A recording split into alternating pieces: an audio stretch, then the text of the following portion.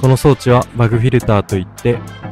燃焼の際に発生する排ガスや粉塵を大きな掃除機のように吸い取ってきれいな空気を排出する環境に優しい装置です。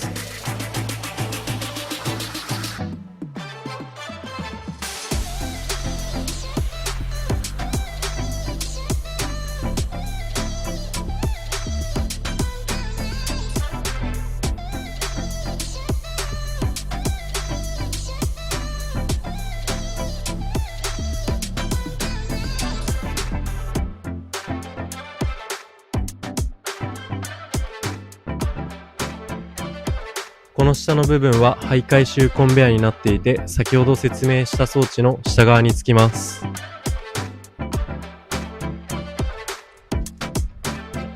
次回はこの2つの組み立て状態をお見せいたします。お楽しみに。